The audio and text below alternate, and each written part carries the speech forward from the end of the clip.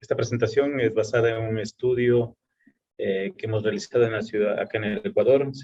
Es un estudio de desigualdades socioeconómicas en el uso de los servicios de salud, y lo que pretende es responder la pregunta si la última reforma en el sistema de salud, comprendida entre el 2007 y el 2017, contribuyó a reducir las desigualdades socioeconómicas en el acceso a la salud.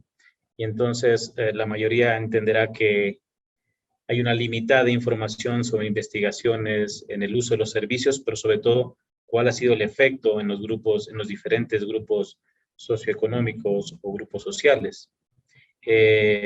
¿Hay alguna información sobre cómo ha avanzado las reformas en salud y cómo han contribuido a disminuir estas desigualdades, pero son limitados, son escasos? Podemos citar ahí algunos estudios que se han ejecutado y que tienen esta visión. En el Ecuador, en los últimos 10 años, en el periodo señalado, se realizó una gran reforma social. Y esta reforma social no solo incluyó trabajo sobre la pobreza, la educación, sino también trabajo en la reforma en el sistema de salud. En el 2007 empezó esta reforma a través de una nueva constitución en el Ecuador que garantizaba el acceso pleno a los servicios de salud, el incremento del presupuesto en el Sistema Nacional de Salud y otras atenciones prioritarias para grupos vulnerables. Se desarrolló un nuevo sistema, un nuevo modelo de atención basado sobre todo en la promoción y en la prevención, más que en la curación, con efectos también en la rehabilitación.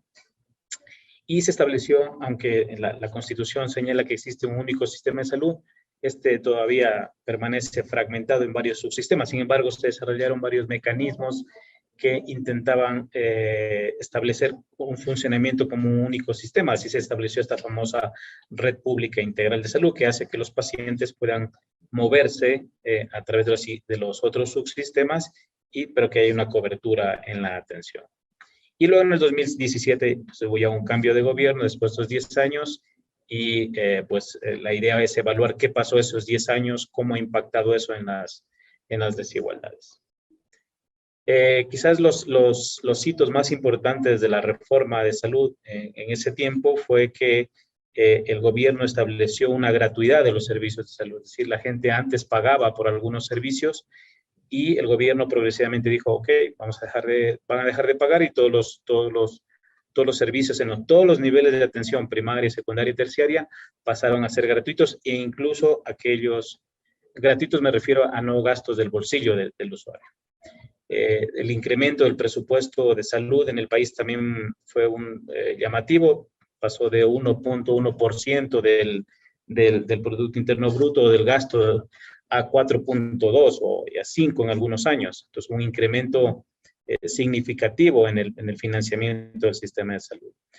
Ese incremento de presupuesto impactó en mejoras en la infraestructura, en mejoras en el equipamiento en salud, se contrató más personal de salud, se pudo implementar los equipos de salud a nivel rural, habían visitas domiciliarias, más especialistas, etc. Por lo tanto, había un impacto en la provisión de los servicios de salud. Esto se pudo reflejar con varios indicadores. Pueden ver algunos indicadores de Ecuador que están disponibles públicamente, pero por ejemplo ustedes pueden ver cómo se incrementó la inversión en salud durante los últimos 10 años, una mayor cantidad de recursos humanos y obviamente se impactó también en algunos indicadores, grandes indicadores de resultado. Por ejemplo, se redujo la muerte materna, se redujo la muerte neonatal, la muerte infantil, etc. Y entonces la idea de este proyecto fue ver si esa reforma también ayudó, en este caso, a reducir las desigualdades. O sea, ya se evidenció que hubo un incremento en la cobertura, en las atenciones, en los indicadores, pero ¿qué pasó? ¿Qué pasa entre los grupos sociales? Es decir, entre los que tienen más o menos educación, entre los más ricos y los más pobres, entre los que viven en zona urbana o en zona rural, o por etnia. Y en este caso utilizamos respecto a la utilización de los servicios de salud. Entonces, la idea era evaluar si esa reforma contribuyó a disminuir las desigualdades en el uso de los servicios de salud.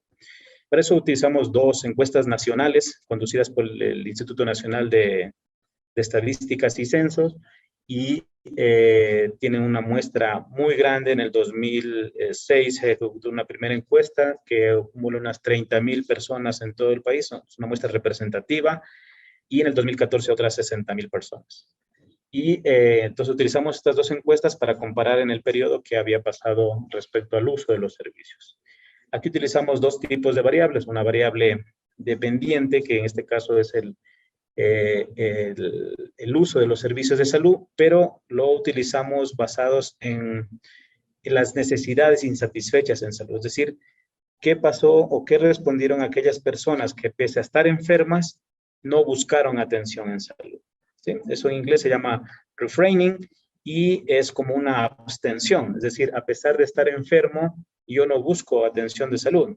Entonces hay varias implicaciones que pueden estar dadas en esa respuesta. Puede ser por la calidad de los servicios, puede ser por que pues, no consideran que es grave, etcétera, etcétera.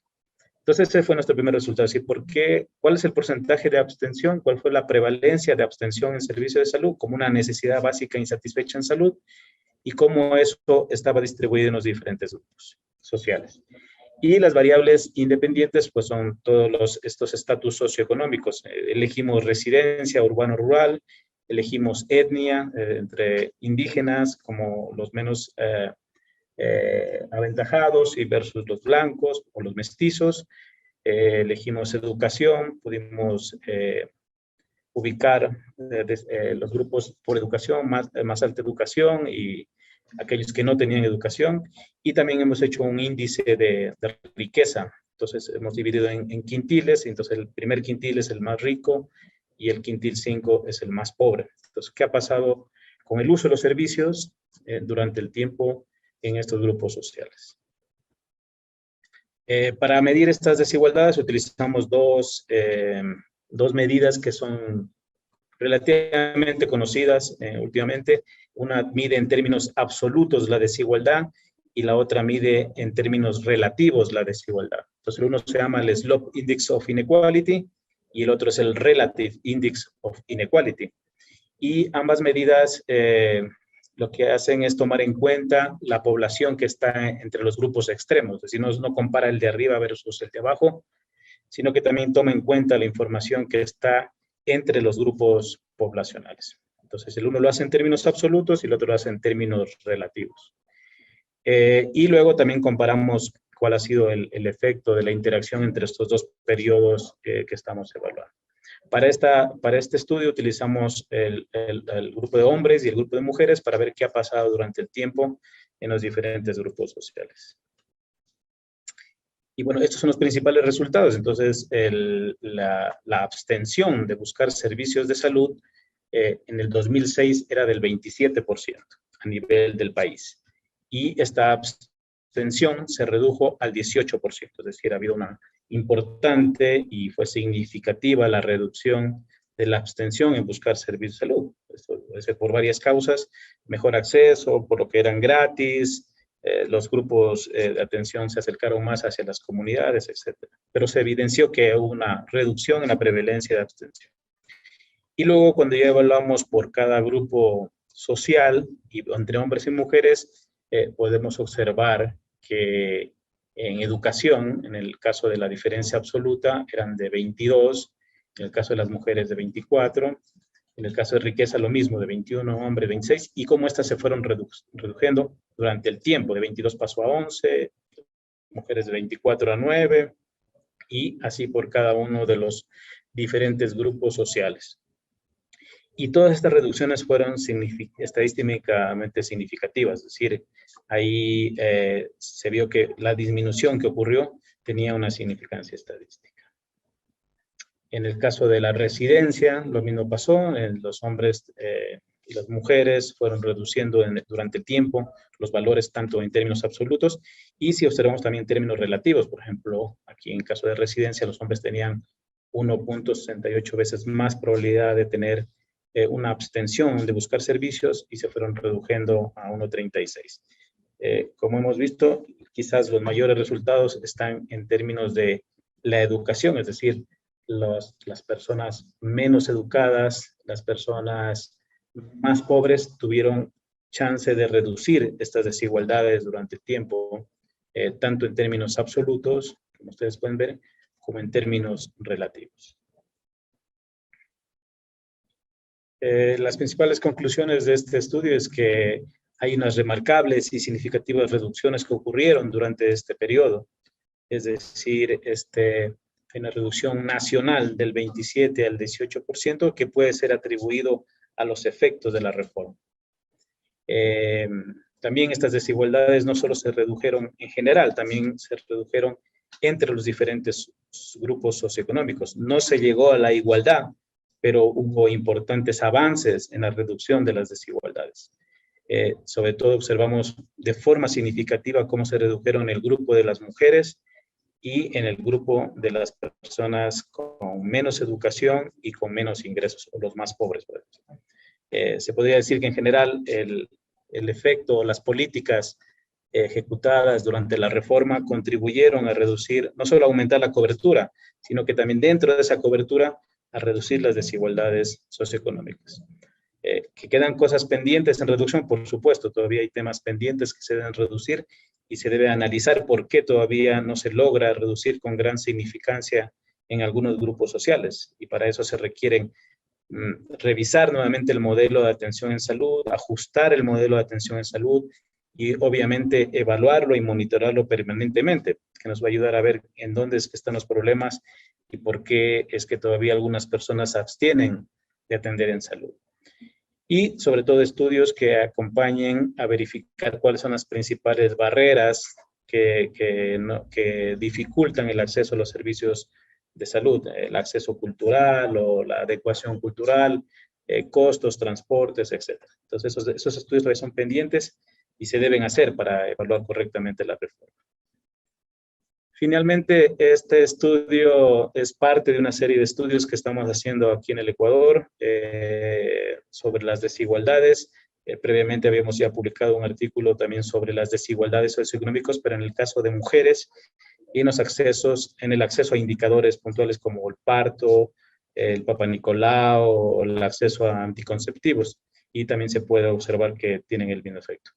Este estudio que acabo de presentar también ha sido aceptado para publicar en otro journal, que es también de la serie de BMC, en Public Health, para que pueda, de acceso abierto, para que puedan todos revisar la información y ver la metodología. Ahí está mi correo, si quieren más información o tienen dudas, se puede compartir. Y muchas gracias, les mandamos un saludo desde Ecuador. Gracias.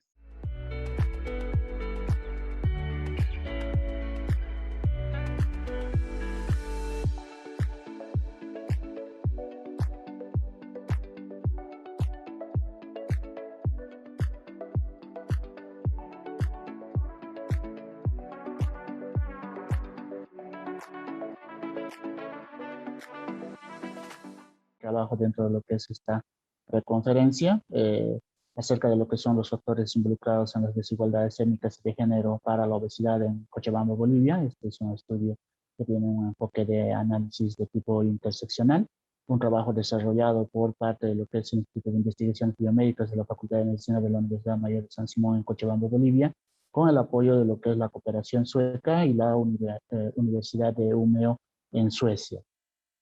¿Te puedo pedir que hables un poco más alto? Discúlpame, que no se está escucha. bien. Gracias. Está muy bien. Este trabajo ha sido ya publicado en lo que es también la serie del BMC, International Journal for Equity in Health, para aquellas personas que quieran profundizar un poco más, especialmente en lo que concierne a la metodología. Simplemente a manera de introducción, recordar que en el caso de lo que son las enfermedades no transmisibles, en este momento es la principal causa de mortalidad y simplemente tocando el tema de lo que son las enfermedades de tipo cardiovascular, representan el 31% de la mortalidad a nivel global, ¿no? Cabe resaltar que esto es mucho mayor, en especial en lo que son los países de bajos y medios ingresos económicos, como el caso de Bolivia, según los reportes que van saliendo. Además de ello, también uno de los factores principales relacionados con lo que es la enfermedad cardiovascular es el sobrepeso y la obesidad, que a nivel de Latinoamérica se estima una prevalencia, o se estimaba una prevalencia de un 61% para el 2018. En el caso de lo que es Bolivia, un 50% de sobrepeso y un 19% de obesidad.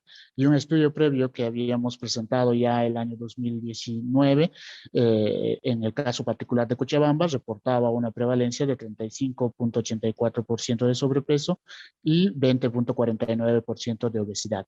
Sin embargo, la distribución de los diferentes factores de riesgo asociados a ello han sido muy variados, específicamente en relación al tema de género y etnicidad.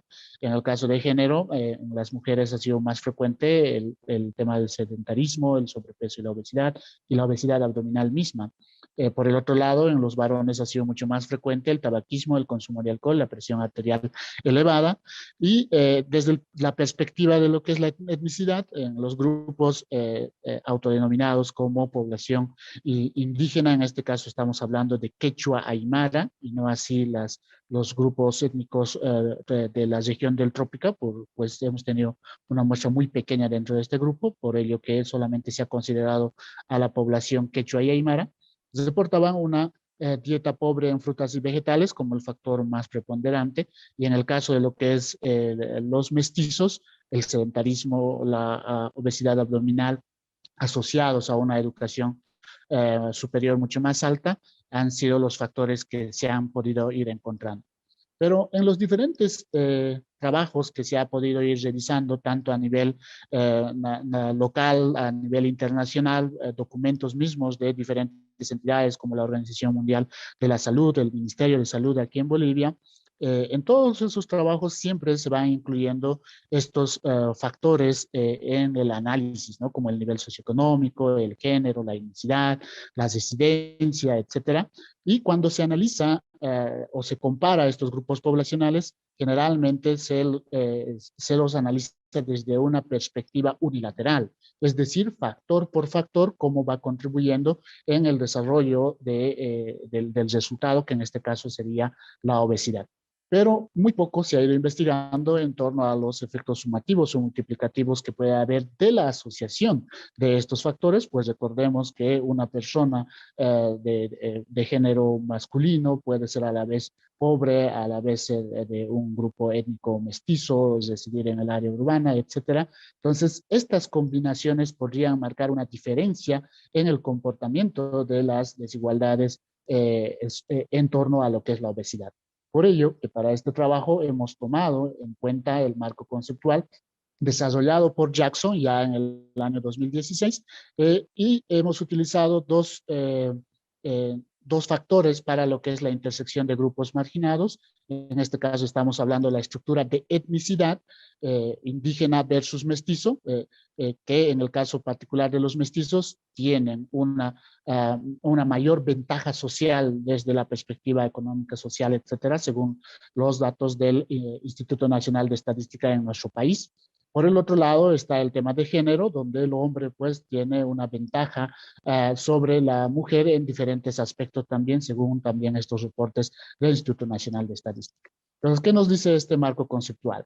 Que la disparidad conjunta debería ser la sumativa de las disparidades individuales, es decir, que la desventaja social entre lo que es el hombre mestizo versus la mujer indígena debería ser el doble que las diferencias entre hombre mestizo versus mujer mestiza y hombre mestizo versus hombre indígena, ¿no? Entonces, en base a ello, lo que se ha planteado en este estudio es analizar los factores involucrados en las desigualdades étnicas y de género en la obesidad en Cochabamba, Bolivia, como objetivos específicos, estimar las desigualdades interseccionales en la prevalencia de obesidad, identificar los factores subyacentes a las desigualdades observadas, ¿no? Este es un trabajo observacional, analítico de corte transversal, tiene un enfoque sobre desigualdades de salud, un análisis de interseccionalidad, como habíamos mencionado anteriormente. Han participado en este Para este estudio han sido seleccionados un total de 5.758 personas en base a una prevalencia estimada del 30% de obesidad que ya se tenía previo a nivel de nuestro departamento, un nivel de confianza del 5%, un margen de error del 0.5% y un efecto de diseño de 1.5, que es el estimado en base a la metodología que ha sido utilizado, que en este caso es la metodología STEPS o pasos de la Organización Panamericana de la Salud para la recolección de la información. Han ingresado en el estudio sujetos mayores de 18 años con residencia permanente dentro de lo que es el área de estudio y se han ido excluyendo algunos pacientes críticos, enfermedades críticas, mujeres en edad gestacional, pacientes con ascitis, aquellos que no han dado su consentimiento informado y aquellos que no nos han brindado una información completa. Este trabajo, como había mencionado, ha utilizado el instrumento del método progresivo STEPS de la Organización Panamericana de la Salud, la versión latinoamericana, donde se han recolectado datos sobre factores sociodemográficos como grupo etario, residencia, nivel de educación, estado civil, ocupación, ingresos económicos. Nosotros hemos recolectado la información de fuente primaria con el apoyo de aproximadamente 450 profesionales dentro de lo que es el ámbito de salud, abarcando todo el departamento de Cochabamba y haciendo el seguimiento a través de las coordinaciones de las redes de salud que tenemos en cada uno de los municipios, ¿no? Otra área que se ha ido levantando la información tiene que ver con los factores de riesgo conductuales, que también están dentro del paso 1 de la metodología STEPS, acerca de tabaquismo, consumo nocivo de alcohol, consumo de frutas y vegetales y actividad física. Y en las medidas físicas que concierne al paso 2, se ha ido evaluando lo que es la circunferencia abdominal, ¿no? O la obesidad abdominal en base a los criterios del ATP3, con una circunferencia de cintura mayor a 90 para hombres y mayor a 80 en el caso de mujeres, catalogado como situación de riesgo, ¿no? El protocolo ha sido aprobado por el Comité de Ética de nuestra universidad y posteriormente ha sido implementado, ¿no? Dentro de lo que es el análisis estadístico, se ha utilizado la descomposición de Blinder-Oaxaca, que se basa en dos modelos de regresión lineal, ¿no? Analizadas de manera independiente para lo que es nuestra variable de resultado, en este caso la obesidad.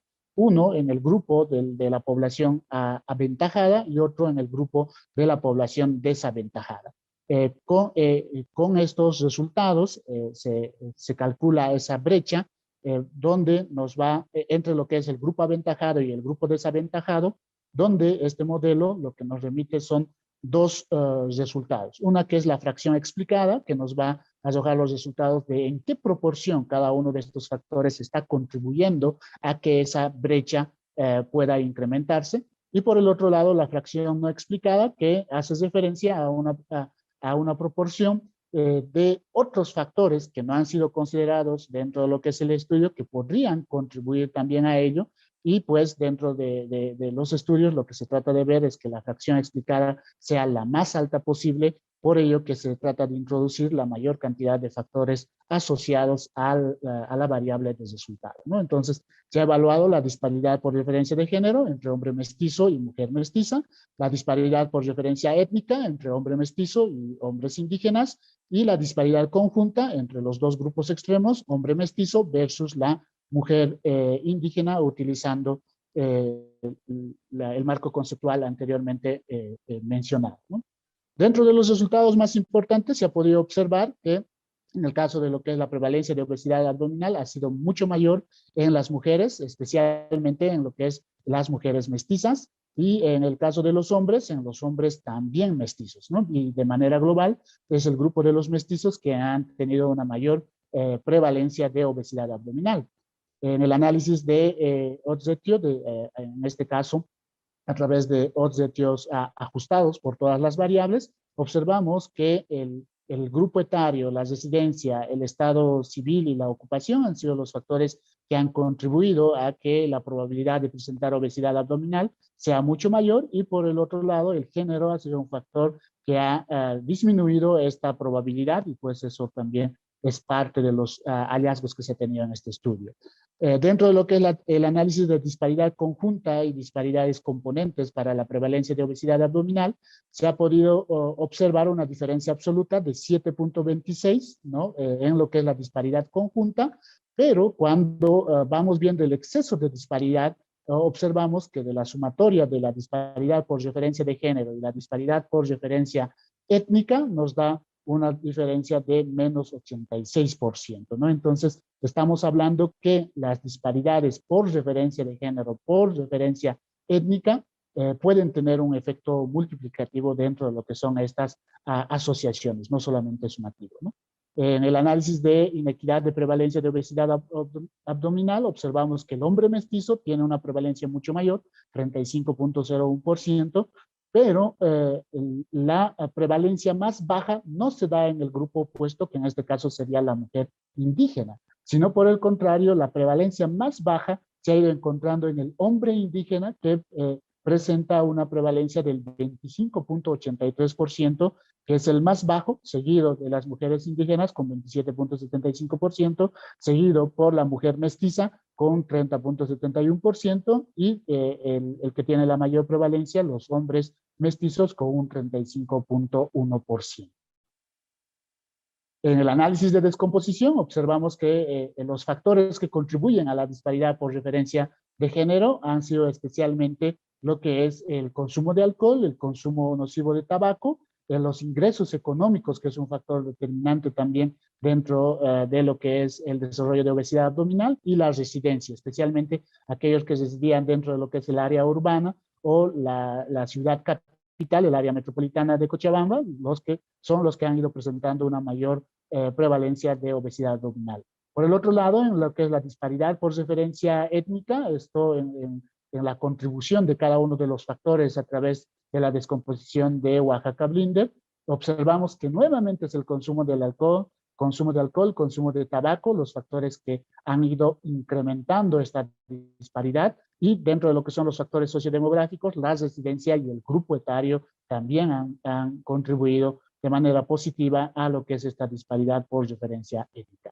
Finalmente, en la disparidad conjunta, observamos que la actividad física, el nivel educativo y los ingresos económicos son los factores que más han contribuido a aumentar esta brecha entre lo que son los grupos extremos, hablamos de los hombres mestizos versus las mujeres indígenas. Entonces, podemos observar que todos estos hallazgos han ido relacionados con los roles que van cumpliendo cada uno de estos grupos poblacionales dentro de nuestra sociedad. Recordemos que en el caso particular de los indígenas de la zona andina, quechuas y aymaras de Bolivia, los hombres indígenas generalmente realizan actividad física intensa por la actividad laboral en el tema del agro, y por ende esto pues reduce la probabilidad de desarrollo de obesidad abdominal. Por el otro lado, en el caso de las... Perdón. Te queda un minuto, por favor. Está bien. Por el otro lado, en el caso de las mujeres indígenas, esa prevalencia podría ser mucho mayor que el de los varones, porque por los roles de género establecidos dentro de estas culturas, generalmente ellas se dedican más al cuidado de los niños, la actividad física es mucho menor a comparación de lo que son los hombres indígenas, pero igualmente sigue siendo mucho mayor que el de las mujeres mestizas, que alcanzan un nivel educativo mucho más alto. Las prevalencias de consumo de tabaco y alcohol también se van incrementando, aquellos que en algún momento eran solamente referidos a los varones, y en el caso de los hombres mestizos, que por el nivel educativo alcanzado, por el nivel económico alcanzado, generalmente las actividades que se realizan son más de tipo sedentario, ¿no? Y estos hallazgos coinciden con otros publicados ya por otros autores, que también han ido mencionando que estos factores contribuyen en lo que es el desarrollo de enfermedades cardiovasculares. Finalmente, a manera de conclusión, nuestro estudio ilustra que la obesidad abdominal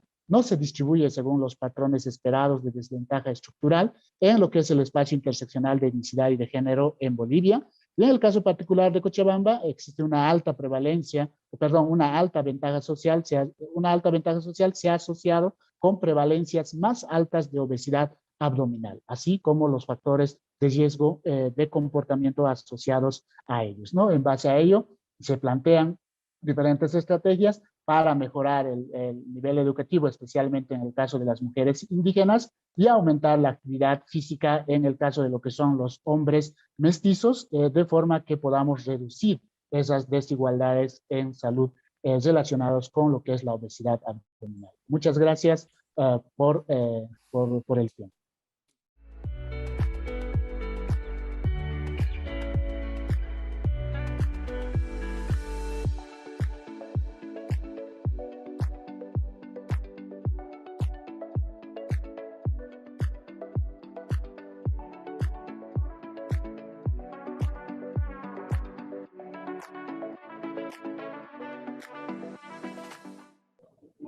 Buen día con todos. Yo soy la ingeniera Greli Figueroa, a cargo de los sistemas asistenciales de salud. Y en esta oportunidad les voy a exponer sobre la estrategia que adoptó eSalud para implementar la historia clínica electrónica en su red nacional de establecimientos en beneficio de la población asegurada y del personal de salud. Bueno, para contarles un poquito, este cambio realmente se realiza recientemente en el año 2018. Para abril del 2018, eSalud contaba con 3 sistemas asistenciales. Uno de ellos, el que estaba implementado a nivel nacional en los centros de mayor complejidad, 202 IPRES en ese momento, era el sistema más antiguo que teníamos distribuido e instalado en cada red y en cada IPRES localmente. Fuera de este sistema, contábamos con 2 sistemas adicionales, sistemas web. Uno orientado al primer nivel de atención, que abarcaba el 6% de las consultas asistenciales que se brindaban. Y el otro, el sistema SGCS, que atendía el 17% de las consultas. En conclusión, teníamos 3 sistemas y era muy difícil lograr integrar e interoperar estos sistemas. Como ven a la mano derecha de la presentación, estos sistemas, el sistema SGH, que era el sistema más obsoleto, pues abarcaba la cantidad total de atenciones que se requería tanto en área hospitalaria como en lo que es atención primaria. El sistema SGCS, en cambio, operaba tanto en áreas de hospitalización, algunas áreas de emergencias, urgencias y todo el primer nivel. El sistema creado para la atención primaria, pues obviamente solo tenía un módulo muy básico de urgencia, consulta externa, farmacia y ayuda al diagnóstico. Esta es la realidad de eSalud en el año 2018. En el año 2018, la gestión, la gerencia y el alto nivel de eSalud aprueban un plan de intervención para el mejoramiento del otorgamiento de las prestaciones de salud a través de una resolución que incorpora un indicador que ordena el despliegue del sistema de gestión de servicios de salud en los 3 niveles de atención. Luego de esto, en el año 2019, se aprueba la directiva de implementación del SGCS en todas las atenciones y niveles del Seguro Social de Salud.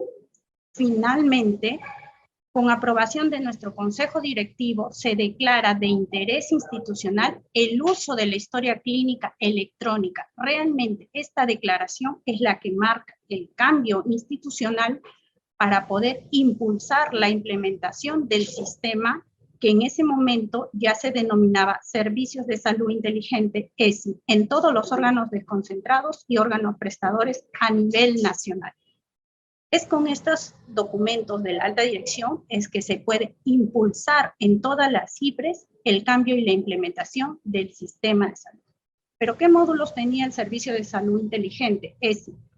Pues tenía módulos de programación, admisión y cita para la gestión de todas las citas, consulta externa, hospitalización, emergencias, centro quirúrgico, farmacias, ayuda al diagnóstico. Y nos permitía interoperar con sistemas especializados para UCI, anatomía patológica, vacunación, en ese momento un sistema en desarrollo de trasplante y de banco de órganos.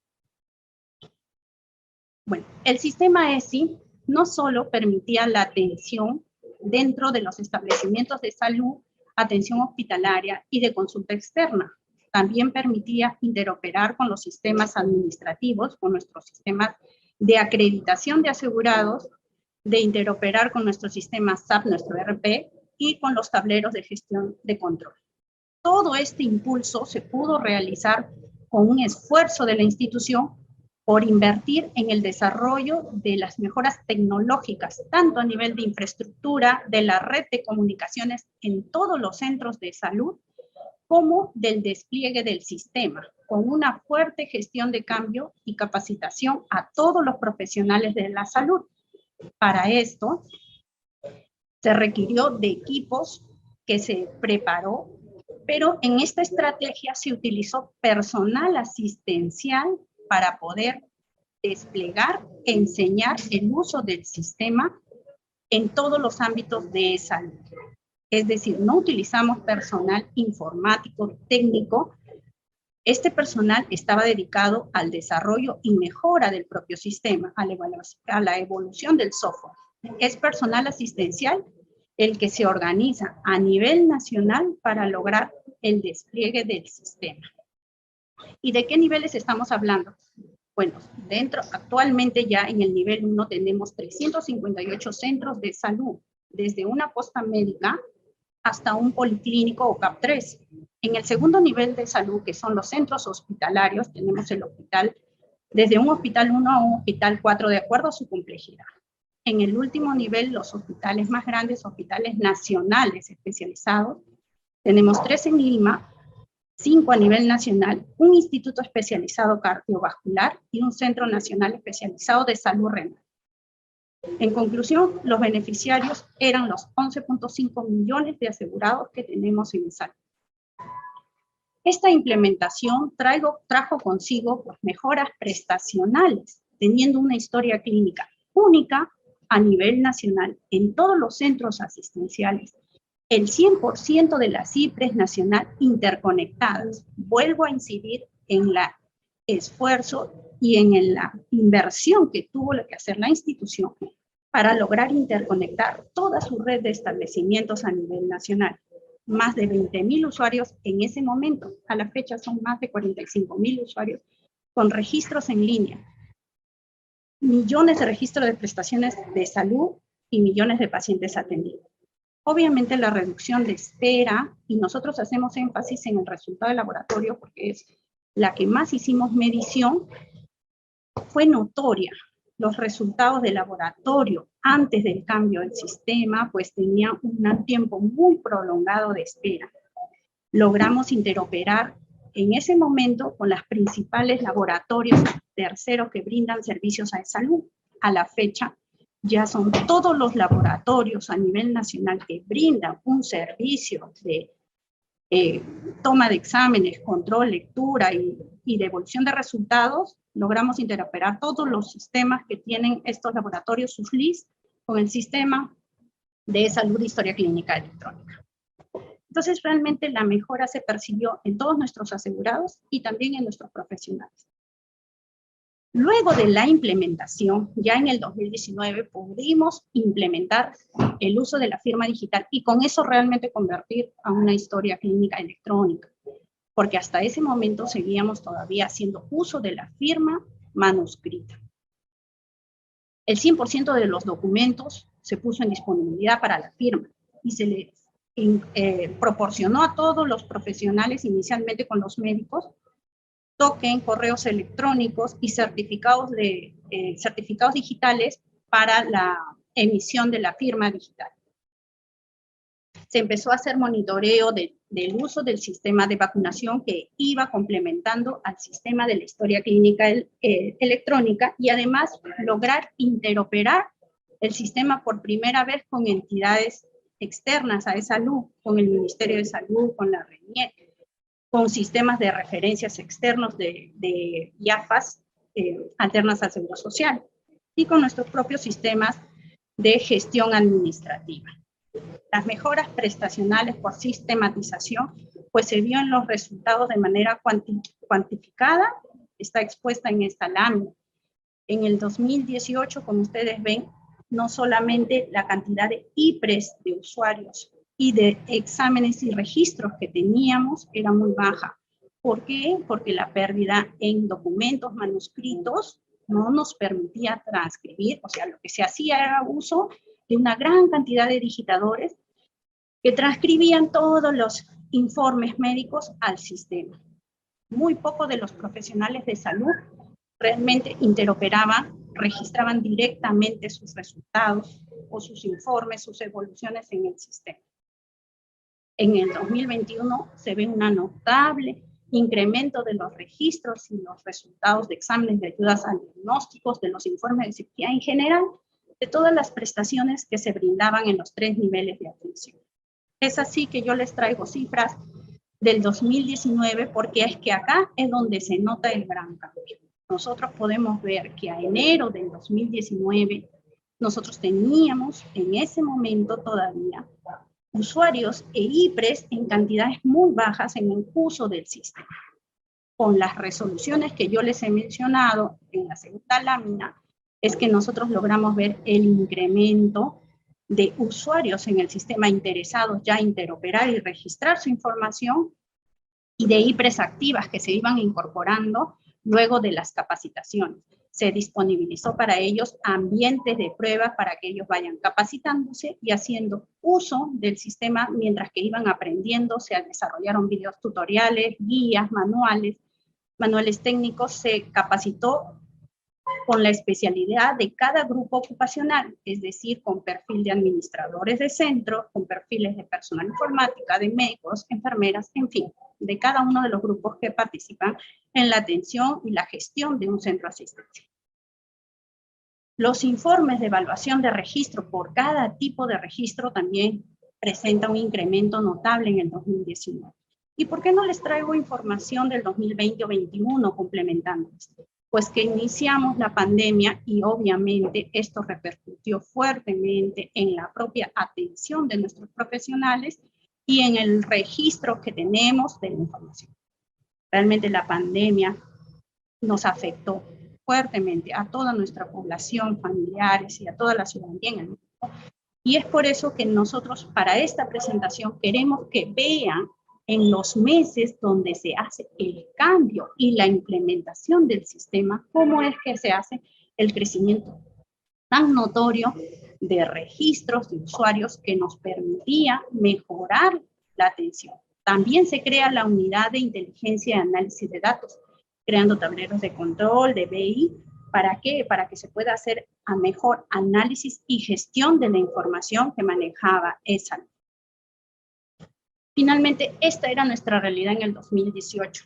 Notas de evolución médica manuscritas, muchas veces ilegibles, que eran transcritas de acuerdo a lo que el digitador de los centros entendía y comprendía y podría coordinar con los profesionales de salud. Esta es nuestra historia clínica actual. Es una historia clínica que permite a los profesionales, al médico, registrar atenciones médicas, procedimientos, recetas, exámenes auxiliares, otro tipo de atención, certificados de incapacidad temporal para el trabajo, lo que son los descansos médicos, y generar sus referencias desde el consultorio. Además, presenta a la mano derecha todas las alergias y medicamentos que pueda tener el paciente, los últimos medicamentos recetados, así como los últimos exámenes auxiliares. Y a la mano izquierda es el historial de atenciones que ha tenido el paciente. Esto es lo que ve el médico ahora para atender a sus pacientes. La impresión de su atención médica, si la requiriera, tiene una firma digital que viene y que se archiva en un file system centralizado. De manera que si el usuario o el paciente lo requiere, pudiera accederse a ella con la firma digital. Esta es una receta electrónica que es la que emite el sistema. Tiene una firma digital, tanto en las indicaciones que se entregan al asegurado como en las que se quedan en la farmacia. ¿Y por qué todavía entregamos documentos físicos? Pues es importante que al asegurado todavía se le pueda explicar las indicaciones médicas que se dan a través del tratamiento a los pacientes de manera física, de manera que ellos puedan entender la mejor comprensión de su tratamiento. Asimismo, la norma interna en el Estado peruano todavía exige la acreditación del documento firmado por el paciente que da constancia de haber recibido sus medicamentos. Queda un minuto, Igual, por favor. Sí, el certificado de incapacidad temporal para el trabajo, el descanso médico emitido con una firma digital. Igual las hojas de hospitalización. Bueno, como les vuelvo a decir, toda la atención en e-salud es digital y consta con firma manuscrita. Ahora, ¿todavía tenemos profesionales que utilizan firma manuscrita? Sí. En e-salud todavía el proceso de gestión de cambios se viene dando con el uso de la firma digital cada vez que ellos vean un beneficio en su uso. Tenemos una historia clínica única, legible, segura, que agiliza los procesos de atención, que mejora la experiencia de atención al paciente. Ahora tenemos un app, un aplicativo móvil por el cual el paciente puede solicitar información de sus referencias, de sus recetas, de sus últimas atenciones, interconsultas, prescripciones. En general, tanto el proceso asistencial como el proceso administrativo ha tenido un gran impacto de mejora y de agilidad para la atención al asegurado. Sin embargo, ahí no acaba el reto, porque ahora necesitamos esta información que nosotros generamos y registramos a través de esta historia clínica, pues acercarla más al asegurado y poderla lograr interoperar con otras entidades de salud, de manera que se pueda hablar realmente de una universalización de la salud. Recientemente se ha firmado un convenio para que este software pueda ser usado también por el Ministerio de Salud en todas sus IPRES, en todos sus centros asistenciales a nivel nacional. En resumen, tenemos menos tiempo, menos uso de recursos, menos papeles, y todavía no cero papeles, que es nuestra meta, mayor transparencia y con un sistema centralizado que permite una mejor toma de información, de gestión y de decisión. Muchas gracias.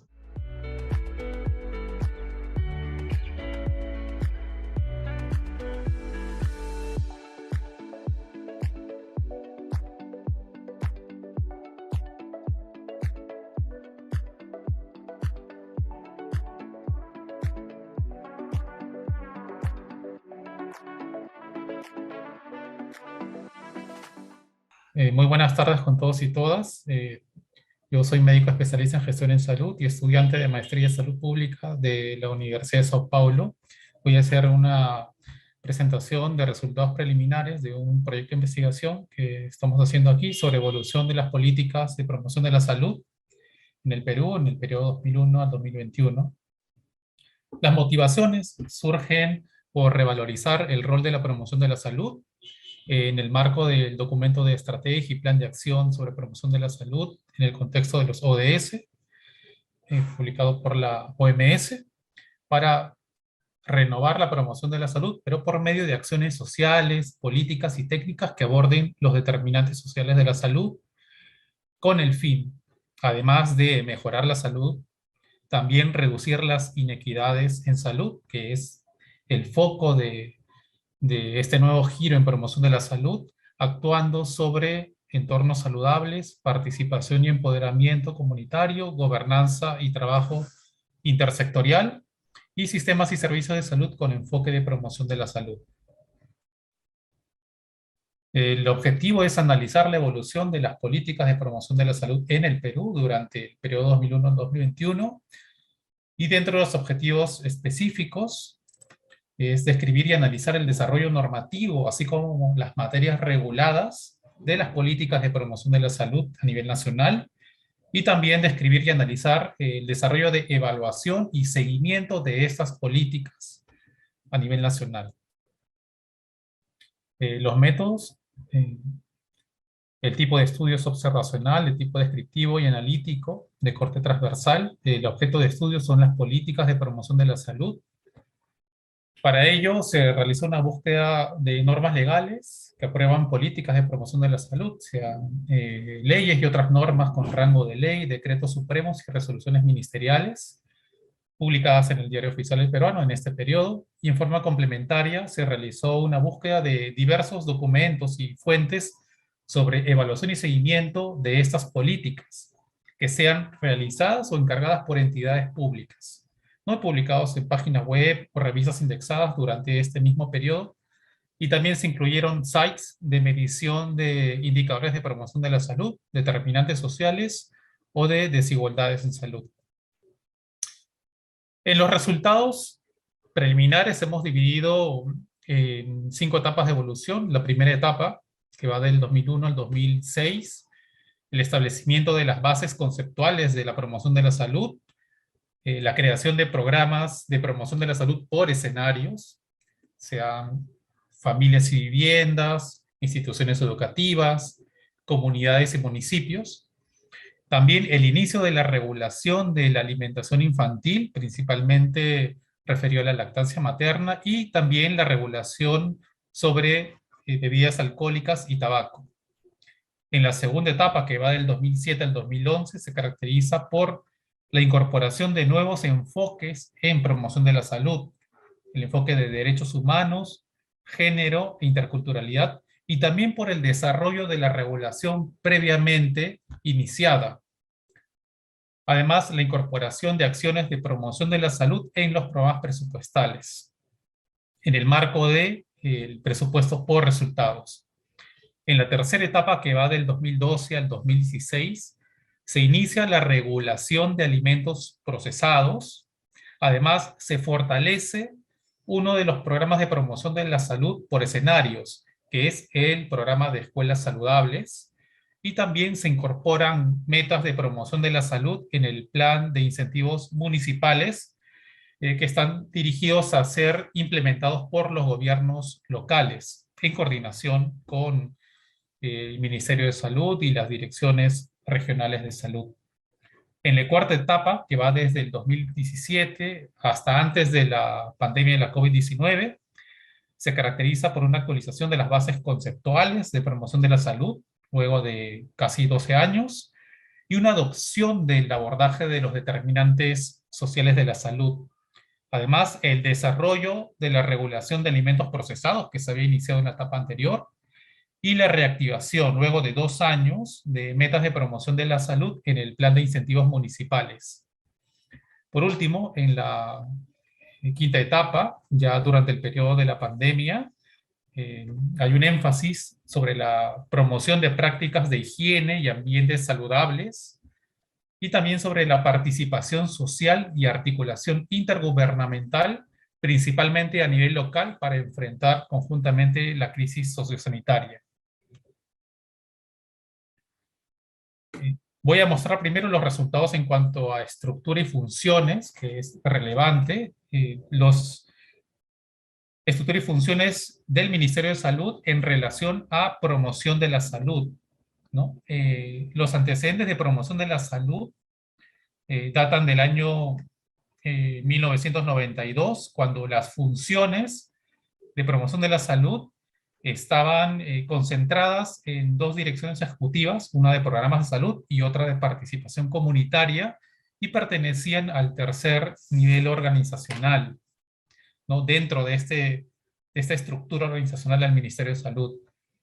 En el año 2001, estas funciones se concentran en una sola dirección, la Dirección Ejecutiva de Promoción de la Salud, y en el año 2002, al año siguiente, se modifica la estructura y funciones del Ministerio de Salud, y las funciones de promoción de la salud, que están ya concentradas en una sola dirección, pasan del tercer nivel organizacional hacia el segundo nivel organizacional. Y esto se da en función de algunos criterios que están establecidos en la norma de organización del Estado, ¿no? Como las prioridades institucionales, ¿no? El nivel de cobertura y demanda de los servicios, la cantidad de personal con vínculo laboral y la carga de trabajo, ¿no? Y también el nivel de especialización de esta función sustantiva. Entonces, ya la Dirección General de Promoción de la Salud como tal en el 2012 tiene como funciones elaborar políticas concertadas con gobiernos subnacionales, también comportamientos y entornos saludables, acciones educativo-comunicacionales y participación social. Posteriormente, en el año 2006, se incorporan los enfoques de derechos humanos, equidad de género e interculturalidad en salud, sin ningún cambio en su nivel organizacional. Y también en el 2016 se incorporan los enfoques de gestión territorial, con énfasis a nivel local, y de abordaje de determinantes sociales de la salud, ¿no? Con énfasis en las acciones interinstitucionales y la participación social. Hasta aquí también sin ningún cambio en su nivel organizacional. Pero ya en el 2017 sí se produce un cambio. La Dirección General de Promoción de la Salud pasa del segundo al tercer nivel organizacional a denominarse Dirección de Promoción de la Salud, probablemente porque algunos criterios dentro del diseño organizacional que ya hemos mencionado, digamos, no se consideró o se valoró que no lo cumplían, y por lo tanto se hizo esta modificación, que es muy relevante también para contextualizar las políticas de promoción de la salud a lo largo de estas décadas. En cuanto a las normas aprobadas en este periodo, de casi 20 años, vemos que desde la primera hasta la quinta etapa hay un uso muy intensivo de normas legales, desde leyes, decretos supremos, resoluciones ministeriales. En total fueron 114 normas aprobadas, 7 leyes, 31 decretos supremos y 75 resoluciones ministeriales, ¿no? Y en ningún momento hubo un fuerte descenso de la carga de elaboración de políticas de salud aprobadas a través de normas legales, ¿no? Y actualmente tenemos de esas 114 normas aprobadas, 86 normas vigentes. Y estas 86 normas vigentes, ¿no? Según la materia regulada, ¿no? En esta tabla vamos a apreciar los temas regulados en promoción de la salud, de acuerdo al tipo de norma y la jerarquía de la norma, ¿no? Siendo las principales materias reguladas sobre alimentación infantil, principalmente en temas de lactancia materna, regulación del consumo de tabaco, regulación de alimentación saludable, los alimentos procesados, también participación social e intergubernamental, impuestos saludables, que también es una categoría importante que viene de la regulación del Ministerio de Economía. También la regulación de bebidas alcohólicas y escuelas saludables, que destaca como una materia regulable dentro de los demás escenarios de promoción de la salud. Y por último, el enfoque de derechos humanos, género e interculturalidad, siendo estas las principales materias reguladas. Y aquí solamente para hacer una revisión rápida de las principales políticas nacionales de promoción de la salud. En el primer periodo, en el año 2006, se dio la promulgación de las leyes sobre regulación del tabaco y bebidas alcohólicas y su reglamentación, ¿no? Como etapa inicial de la implementación de esta política. Para la ley del tabaco se dio 2 años después, y para la ley de bebidas alcohólicas se dio 3 años después, ¿no? Ya en la segunda etapa de evolución de las políticas de promoción de la salud. En la tercera etapa se promulgó la ley de lactarios institucionales, tanto para el ámbito público como para privado, ¿no? Y en el 2013 se dio la promulgación de la ley de alimentación saludable, ¿no? Aquí vamos a ver que la ley de lactarios institucionales fue reglamentada 4 años después, en el año 2016, casi al final de esta etapa, y la ley de alimentación saludable tuvo diversas normas a nivel de decreto supremo que regulaban esta materia. Algunas normas transitorias que se dio 2 años después, en el 2015, con los parámetros técnicos de alimentos y bebidas no alcohólicas procesados, que posteriormente fue derogado, y en el año 2016 con la promulgación del decreto supremo sobre la reglamentación de la reducción de las grasas trans, 3 años después, ¿no? Y siguiendo esta línea sobre la política de alimentación saludable, 4 años después, y en el 2017, se dio la reglamentación de la ley, y 5 años después se dio la promulgación del decreto supremo del manual de advertencias publicitarias, ¿no? De esta forma, digamos, se completaba el desarrollo normativo inicial para la implementación de la política de alimentación saludable. Y para mencionar ya en la última etapa, que es la etapa después de la declaración de emergencia nacional, y esta emergencia nacional causado por la pandemia de la COVID-19, la mayor parte de las políticas de promoción de la salud estuvieron dirigidas a la promoción de la higiene y de los ambientes saludables, además de la participación de actores sociales en conjunto con los gobiernos locales para actuar a nivel local frente a la pandemia de la COVID-19. Un aspecto muy importante es que en materia de programas presupuestales y metas de plan de incentivos, durante este periodo se continuó con la meta 4, anemia, donde hay una muy importante participación de los actores sociales en coordinación con los gobiernos locales, y ya en el periodo de la pandemia se implementó una meta que era la participación de acciones de promoción de la salud sobre el escenario de mercados de abastos, ¿no? También con participación de los gobiernos locales. Y por último, ya en el 2021 se dio la promulgación de una ley de organización y ejecución de promoción de la salud por parte de gobiernos locales, con énfasis en la acción de los actores sociales en el marco de la pandemia de la COVID-19, pero esta ley todavía no ha sido reglamentada, pero forma parte del conjunto de normas aprobadas durante esta última etapa. Queda un minuto, por favor. Sí, entonces ya para ir cerrando esta última parte sobre evaluación y seguimiento, vemos que en evaluación de desempeño, la única evaluación de desempeño fue en el 2006, ¿no? Las funciones de promoción de la salud en el marco de las FES se identificaron que hay un bajo desempeño. En evaluaciones de diseño e implementación, solamente 3 programas presupuestales de los 6 en los que participa promoción de la salud fueron evaluados. La única política de promoción de la salud que fue evaluada fue el año pasado, sobre las advertencias publicitarias en alimentos procesados bajo conducción de la OPS, ¿no? Y en materia de seguimiento, no he encontrado reportes e investigaciones publicadas, pero sí hay recursos que pueden ayudar al seguimiento, como encuestas nacionales de la ENDES y ENAPRES, y medición de desigualdades, de determinantes sociales y desigualdades, tampoco hay reportes.